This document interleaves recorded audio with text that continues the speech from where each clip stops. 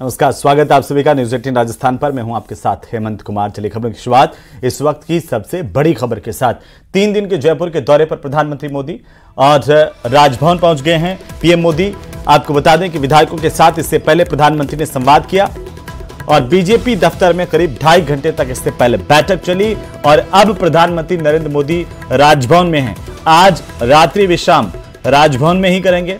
115 विधायकों पदाधिकारियों से मुलाकात की प्रधानमंत्री ने। 3 राज्यों में जीत के बाद पीएम मोदी का ये पहला जयपुर का दौरा है, सबसे लंबा दौरा है। मीटिंग के बाद मंत्री बाबूलाल खराड़ी जब बाहर आए, उन्होंने कहा कि प्रधानमंत्री ने कहा कि अच्छा काम कीजिए। गजेंद्र सिंह खींवसर जब बाहर आए, मीडिया से मुखातिब हुए तो कहा कि स्वास्थ्य सेवाओं को बेहतर बनाएंगे और गरीब को गणेश मानकर सेवा करने का संदेश प्रधानमंत्री ने दिया। डॉक्टर किरोड़ी लाल मीणा जब बाहर आए तो फोटो पर अंगुली लगा करके निकले, कुछ बोले नहीं। कई अन्य जो विधायक मंत्री भी बोलने से कैमरे के सामने बचते रहे, लेकिन कई विधायकों ने कहा कि प्रधानमंत्री ने संदेश यही दिया है कि गांव गरीब की सेवा करो। डबल इंजन की सरकार जनता ने दी है। प्रधानमंत्री मोदी 3 दिन के जयपुर के दौरे पर आज हैं। जयपुर एयरपोर्ट पर इससे पहले जब वे पहुंचे, उनका जोरदार स्वागत किया गया। खुद राज्यपाल कलराज मिश्र ने अगवानी की, साथ ही मुख्यमंत्री भजनलाल शर्मा ने उनका स्वागत किया। इसके बाद प्रधानमंत्री मोदी बीजेपी दफ्तर पहुंचे, वहां पर विधायकों मंत्रियों के साथ संवाद किया, जिसमें पदाधिकारी भी शामिल थे। और इसके बाद प्रधानमंत्री नरेंद्र मोदी का काफिला पहुंच चुका है राजभवन। राजभवन में आज प्रधानमंत्री नरेंद्र मोदी का रात्रि विश्राम है। कलराज मिश्र उनके मेजबानी कर रहे हैं। तो करीब 2.5 घंटे तक आज भारतीय जनता पार्टी के दफ्तर में प्रधानमंत्री नरेंद्र मोदी ने विधायकों, मंत्रियों, भारतीय जनता पार्टी के पदाधिकारियों को जीत के मंत्र दिए हैं, सेवा के मंत्र दिए हैं। क्या कुछ प्रधानमंत्री ने इस बैठक में कहा, अलग अलग प्रतिक्रियाएं आप सुनिए। चुनाव जीतेंगे इसके मंत्र में मिल गए। चुनाव जीतेंगे इसके मंत्र में मिल गए। अच्छा, नहीं, उनकी जो क्लास थी उनमें किन चीजों पर फोकस था सबसे ज्यादा? ऐसा कोई फोकस नहीं आ रहा।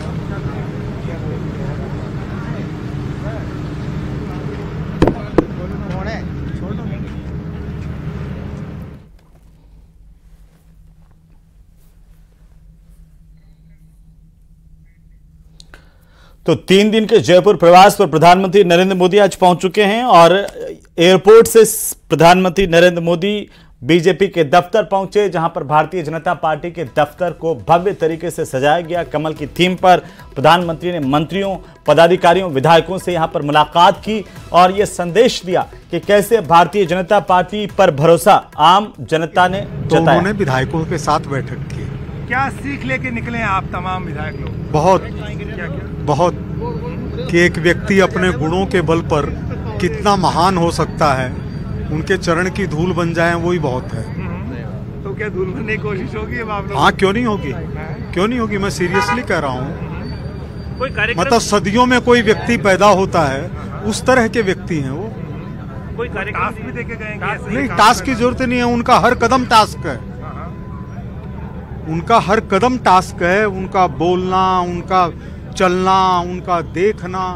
विश्व के सबसे बड़े नेता है। अगर उनसे भी हम नहीं सीख सकें तो किससे सीखेंगे? तो आगे जो वो कह के गए उनको कैसे जीवन में उतारने की कोशिश करेंगे? जीवन में उतारेंगे, जैसे पत्रकारिता में उतारा है वैसे ही राजनीति में समर्पण के जरिए उतारेंगे। और इसका आने वाले दिनों में कैसे धरातल पर काम करते हुए? धरातल के ऊपर आप कभी आकर के सिविल लाइन्स में कभी बैठिए, किस तरह धरातल पर काम हो रहा है। गुंडागर्दी बंद हो गई है वहां पर, अराजकता नहीं हो सकती। कोई भी थाने के अंदर कोई भी प्रशासनिक अधिकारी किसी को टेढ़ी नजर से नहीं देख सकता। सुरक्षित है सिविल लाइन। कानून व्यवस्था को लेकर भाई साहब कुछ कहा? नहीं, ये विषय कानून व्यवस्था को लेकर वो तो वहाँ बैठे कार्यकर्ताओं के बीच में कानून व्यवस्था की क्या बात है ना। इतना ही बहुत है। Thank you.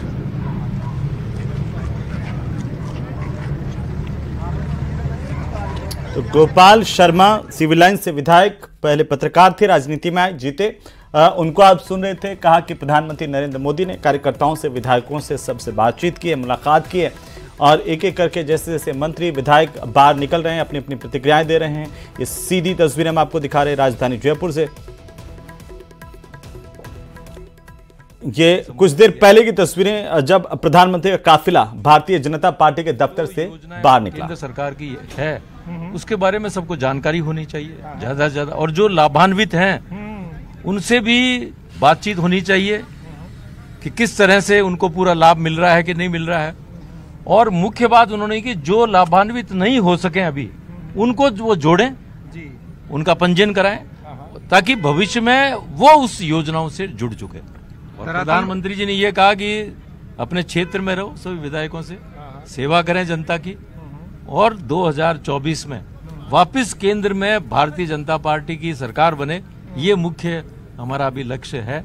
इसके बारे में प्रधानमंत्री और प्रदेश के लिए क्या बोल के गए हैं? विकास में आप लोगों की भूमिका क्या? नहीं, डबल इंजन की सरकार है, आप चिंता नहीं करें। अभी सब बंटवारे हो गए विभाग, आप देखिए बेहतरीन सरकार काम करेगी, अच्छा काम करेगी, चिंता नहीं। रूप में आगे बढ़ना है, क्या कार्यक्रम लेके चलने? नहीं, कार्यक्रम क्या, भाई कैबिनेट में आज ही विभागों का बंटवारा हुआ है और हर क्षेत्र में अच्छा काम करेंगे। मैं तो यही बता सकता हूँ कि जो हमारे मंत्रीगण है, नए मंत्रीगण है, 5 सीट खाली है अभी, 5 सीट नहीं, उसका कोई महत्व नहीं है कि 5 सीट खाली है, वो तो मुख्यमंत्री जी जो भी होता है उनका विशेषाधिकार है, ये कोई बात नहीं है। पूरी टीम भारतीय जनता पार्टी के साथ है और अब तो हमारा लक्ष्य है 2024 को फतेह करना, ताकि कर्णपुर में चुनाव, कर्णपुर में भी हम जीतेंगे, भारतीय जनता पार्टी पक्का जीतेगी। एक महत्वपूर्ण बात की बदलाव नजर आना चाहिए, अब की सरकार बदल गई है।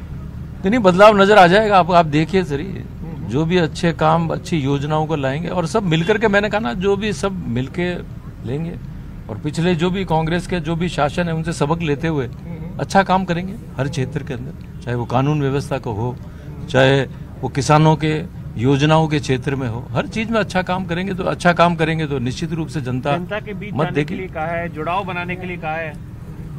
जी, थैंक यू।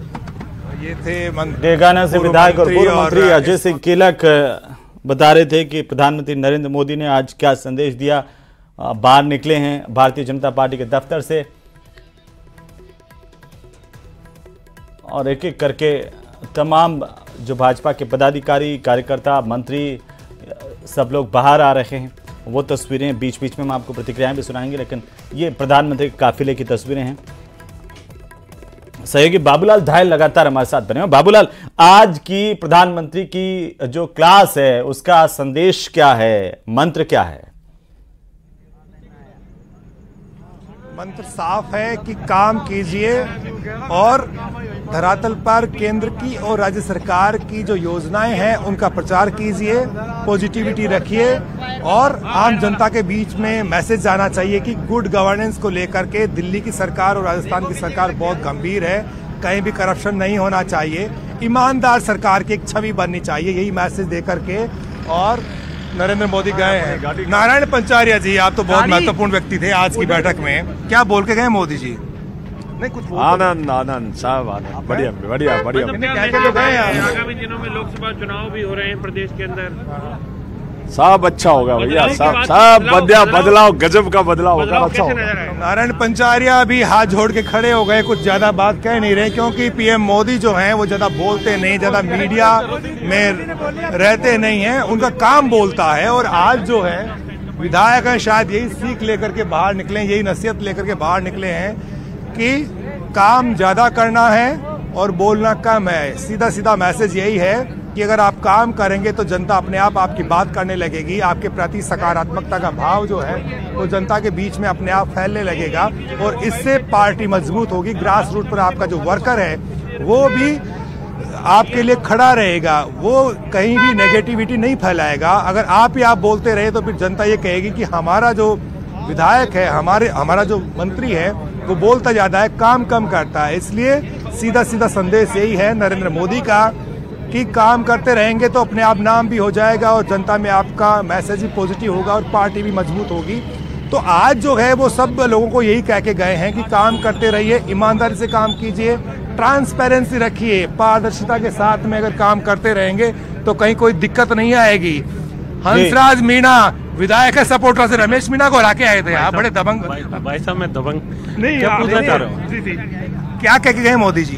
मोदी जी एक है, अच्छे से सब लोग काम करो मिलके। खास करके 2024 लोकसभा चुनाव हो जाएंगे, बहुत जानकारी वो शायद वो बताएंगे, जानकारी वो बताएंगे प्लीज। तो हंसराज मीणा सपोर्टा से रमेश मीणा को चुनाव हरा करके आए थे, अपनी बात यानी कि बिना कहे गए हैं, क्योंकि शायद उनको जल्दी है जाने की। बहुत ही अच्छी छवि है और पहले बीएसपी में रहे और आखिरी दिनों में इन्होंने बीजेपी का दामन थामा था। पार्टी ने इनको टिकट दिया और बहुत बड़े अंतर से चुनाव जीत करके ये सपोर्टरा से आए।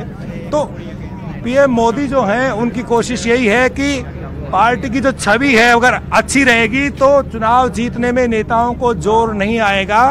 और जो भी स्कीम्स हैं, चाहे गरीब कल्याण की जितनी भी योजनाएं हैं, प्रधानमंत्री गरीब अन्न कल्याण योजना है, चाहे स्वनिधि योजना है, और इसके साथ में जनधन है, मुद्रा योजना है, इन सब का आप प्रचार प्रसार करते रहिए, लोगों के बीच में योजनाओं को ले जाते रहिए, युवाओं को इन योजनाओं के जरिए रोजगार दिलाते रहिए।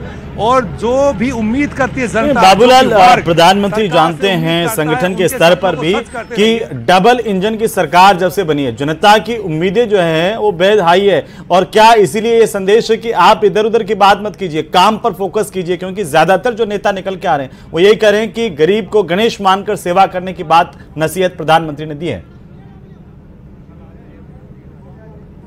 जी बिल्कुल, कांग्रेस से जब भी कुछ कहा जाता था तो इस बार तो नहीं, लेकिन इससे पहले जो है अशोक गहलोत हमेशा यही कहा करते थे कि उनको दिल्ली से सहयोग नहीं मिलता और भी जो है ना दिक्कतें पेश आती हैं। लेकिन अब ये जो सरकार है ये डबल इंजन की सरकार है। दिल्ली, यहाँ की जो योजनाएं होंगी, यहाँ के जो प्रोजेक्ट होंगे, उनको जो है दिल्ली में पास होने में, उनके लिए फंड इकट्ठा कराने में कोई ज्यादा दिक्कतें पेश नहीं आएंगी, क्योंकि प्रधानमंत्री नरेंद्र मोदी जो है किसी के साथ भेदभाव नहीं करते, चाहे वो कांग्रेस शासित राज्यों की सरकारें भी क्यों ना हो।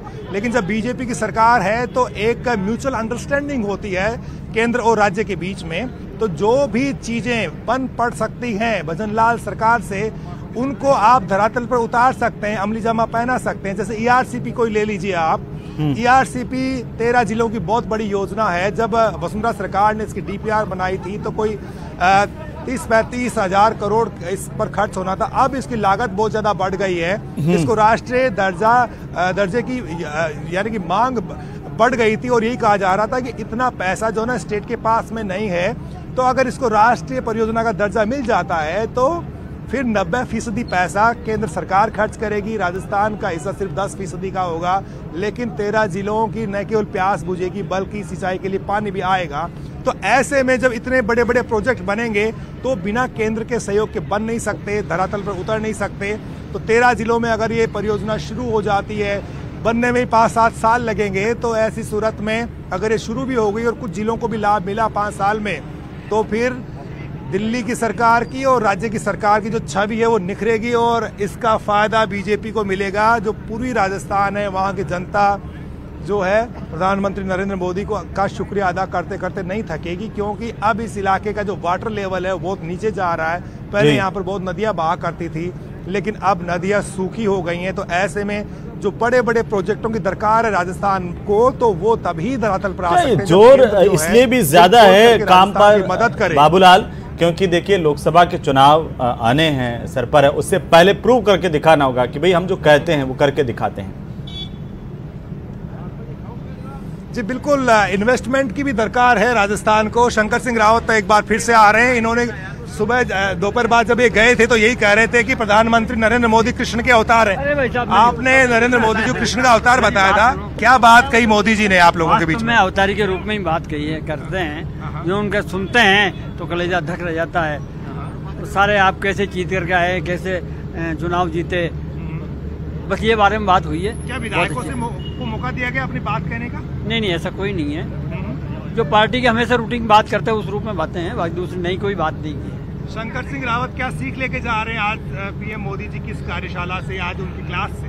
उनको सुन करके ऐसा लगता है कि हम सबको उनके पद चिन्हों पर चलने की कोशिश करनी चाहिए, ये गुण लेकर के जा रहे हैं। किस तरह कोशिश करेंगे आप? निश्चित तौर के ऊपर ईमानदारी से पब्लिक की सेवा करनी चाहिए, और कैसे आप पब्लिक में अच्छे रह करके वापस कैसे आप जीत के आ सकते हो, उस रूप में अच्छी बात है। विकसित भारत संकल्प यात्रा का हर जगह पर कोई जा रहे हैं नहीं जा रहे हैं, तो ये चीज जाना चाहिए। विकसित भारत को संकल्प, विकसित भारत को सपने को साकार करने के लिए हम सबको संकल्प लेना चाहिए, और पब्लिक में उसका अच्छा मैसेज जा रहा है कि नहीं जा रहा है, ये बात है। अच्छा, कितने विधायकों को मौका मिला खड़े होकर अपनी बात? ये गिनती मैंने नहीं की, लेकिन जितने लोगों ने पूछने के लिए सवाल खड़े किए हैं उनको मौका पूछा है। बोले बताइए आप कहाँ गए, क्या सवाल, धन्यवाद। क्या सवाल रहे, किस तरह की बात हुई? हाँ हो गया, धन्यवाद। तो शंकर सिंह रावत कह रहे थे कि बहुत कुछ सीख के जा रहे हैं और मोदी जी की जो क्लास है वो बहुत कुछ सिखाती है हमेशा। तो अधिकांश विधायक निकल चुके हैं बीजेपी के कार्यालय से इस वक्त और सब अपने घरों की ओर जा रहे हैं। मैक में बट गए हैं और मैक में बट गए हैं। आज कल से नए सिरे से काम होता हुआ दिखेगा। अब सरकार रफ्तार पकड़ती हुई दिखेगी और महकमों के बारे में जनता के बीच में चर्चाएं हो रही हैं, क्योंकि जो नए विधायक 20 ऐसे हैं जो मंत्री बने पहली बार। तो ऐसी सूरत में एक युवा सरकार है, नए युवा मंत्री हैं जिनमें काम करने की क्षमता बहुत है। तो मुख्यमंत्री भजनलाल के सामने एक बहुत बड़ी जो है सहूलियत भी होगी कि वो तमाम जो नए विधायक हैं उनको टास्क देकर के काम करा सकते हैं और उनसे जो जनाकांक्षाएं हैं उनकी पूर्ति के लिए बहुत कुछ काम ले सकते हैं। तो ऐसी सूरत में जब प्रधानमंत्री नरेंद्र मोदी जयपुर में हैं और उनके यहाँ पर होते वक्त जब महकमों का बंटवारा हुआ है, तो ये जो मंत्री हैं जब विभागों में जाएंगे तो इनका जोश भी बढ़ा हुआ होगा। जो पीएम मोदी ने इनको टास्क दी है इसको धरातल पर उतारने के लिए संकल्प भी लेते नजर आएंगे। और जिस तरह से प्रधानमंत्री नरेंद्र मोदी का विकसित भारत का संकल्प है उसको धरातल पर उतारने की कोशिश भी आने वाले दिनों में होती हुई दिखाई पड़ेगी, क्योंकि पीएम मोदी उम्मीद कर रहे हैं राजस्थान में भजनलाल सरकार से कि वो भी राजस्थान की जनता के सपने पूरे करेगी। क्योंकि 5 साल बाद ये मौका मिला है, हर 5वें साल में यहाँ पर सरकारें बदलती हैं। तो संकल्प बीजेपी का ये भी है कि अब बहुत हो गया, अब हर बार बीजेपी की सरकार होनी चाहिए और उसके लिए जो गलतियां अब तक हो रही थी वो अब नहीं दोहराई जाएं। और हर सूरत में 5वें साल में जिस तरह से चुनाव होते हैं तो फिर बीजेपी की सरकार जीत के आए। तो राजस्थान को गुजरात बनाने की तरफ, राजस्थान को गुजरात की तरह लगातार जिताऊ प्रदेश बनाने की तरफ बीजेपी बढ़ना चाहती है और इस कड़ी में पीएम मोदी का ये दौरा बहुत ही महत्वपूर्ण माना जा रहा है। बिल्कुल बाबूलाल, देखिए नया साल, नई सरकार और सरकार का शुरुआत का कामकाज का दिन, लेकिन और इसी बीच प्रधानमंत्री की एक क्लास, प्रधानमंत्री का मंत्र, क्या आपको लगता है धरातल तक इसका असर जाएगा? जी, दूर तक गूंज जाएगी। और अभी सीआर चौधरी आ रहे, पूर्व केंद्रीय मंत्री हैं, पार्टी में उपाध्यक्ष भी हैं। सीआर साहब क्या क्या कह के गए मोदी जी? आप तो उनको बहुत नजदीक से जानते हैं, तो आज की जो क्लास थी वो क्या सिखा के गई है सब पदाधिकारियों को और विधायकों को? हमारे प्रवक्ता से पूछने का कष्ट कर। नहीं, आपने मोदी जी के साथ में काम किया, आप उनके कैबिनेट में मिनिस्टर रहे हैं और साथ ही प्लीज फिर भी कोई बात तो कही क्षमा। सीआर चौधरी 2014 से 19 की सरकार में पीएम मोदी के साथ में मंत्री थे और इनको पता है कि प्रधानमंत्री नरेंद्र मोदी की जो टास्क है वो क्या होती है, किस तरह से टाइम बाउंड होता है कि समयबद्ध तरीके से आपको जो काम दिया जाता है उसको पूरा करना पड़ता है और वक्त पर आप काम करते हैं तो जनता में मैसेज जाता है कि ये सरकार वादे नहीं करती बल्कि उनको पूरा भी करती है। तो एक सकारात्मक संदेश सरकार का जाए धरातल तक और जनता ये कहे कि नहीं, ये सरकार खोखले वादे नहीं करती बल्कि काम करके दिखाती है। और इसी कड़ी में पिछले 9.5 पौने 10 साल में जो काम हुआ है उसकी सब लोग तारीफ भी करते हैं और प्रधानमंत्री नरेंद्र मोदी ने अब तक जो काम किया है वो सबके सामने है। तो माना यह जा रहा है कि प्रधानमंत्री ने जो सीख दी है उसका असर आने वाले दिनों में देखने को मिलेगा और जितने भी विधायक हैं और जो भी मंत्री बने हैं भजनलाल सरकार में वो कंधे से कंधा मिला करके सत्ता और संगठन को बेहतर करने की कोशिश करेंगे। बेहतर तालमेल आपको दिखेगा, टांग खिंचाई नजर नहीं आएगी, क्योंकि प्रधानमंत्री नरेंद्र मोदी ने भजनलाल शर्मा के नेतृत्व में ऐसे नेता को जिम्मेदारी दी है जो भले ही विधायक पहली बार बनाए, लेकिन पहली बार विधायक बनते उनको मुख्यमंत्री बनाया गया, लेकिन 4 बार के वो प्रदेश के महामंत्री रहे हैं। तो संगठन का उनको बहुत तजुर्बा है, प्रशासनिक अनुभव वक्त के साथ में आ जाता है। भजनलाल शर्मा में वो कुव्वत है, वो क्षमता है सबको साथ लेकर चलने की और प्रदेश को आगे ले जाने की।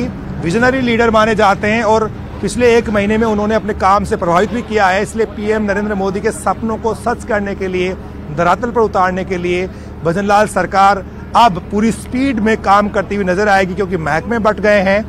प्रधानमंत्री नरेंद्र मोदी क्लास भी हो गई है, सब जो है चेहरे पर मुस्कान लिए हुए उनकी क्लास से बाहर निकले हैं तो बिल्कुल ये चीज बता बाबूलाल, रही है बहुत शुक्रिया हमारे साथ जुड़ने के लिए, तमाम जानकारी के लिए। प्रधानमंत्री का दौरा